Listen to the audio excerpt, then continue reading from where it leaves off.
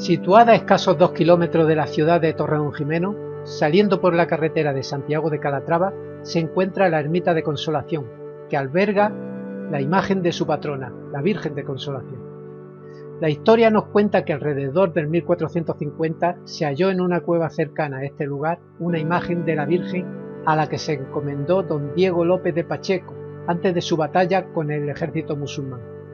Tras la victoria fue nombrada patrona de la villa y en virtud de las disposiciones efectuadas por don Diego López de Pacheco, duque de Escalona, marqués de Villena, conde de Santiesteban de Gormaz, mayordomo mayor de la reina Isabel la Católica y capitán general del ejército cristiano, auspició la construcción de la ermita en el siglo XV, en las cercanías de la cueva donde se halló la imagen de la Virgen.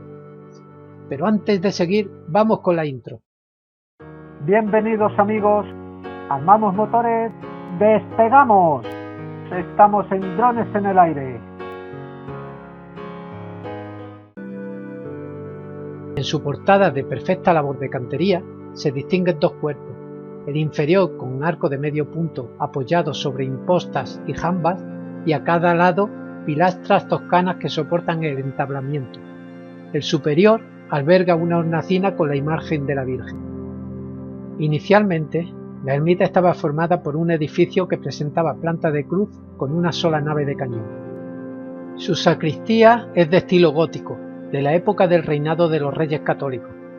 En su interior también se han encontrado restos visigóticos, por lo que cabe pensar que su primera fundación se remonta al siglo VII. Esta ermita fue reformada y ampliada en el siglo XVII, integrando una obra anterior gótica en plena efervescencia contrarreformista.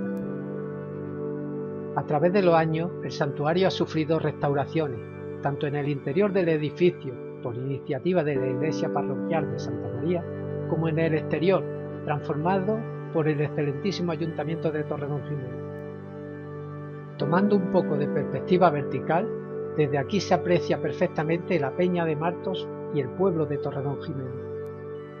La romería en honor de la Virgen de Consolación se celebra el segundo fin de semana de septiembre, peregrinando desde la ciudad a la ermita, pero las fiestas comienzan a finales de agosto con el traslado de la Virgen desde su recinto hasta la parroquia de Santa María.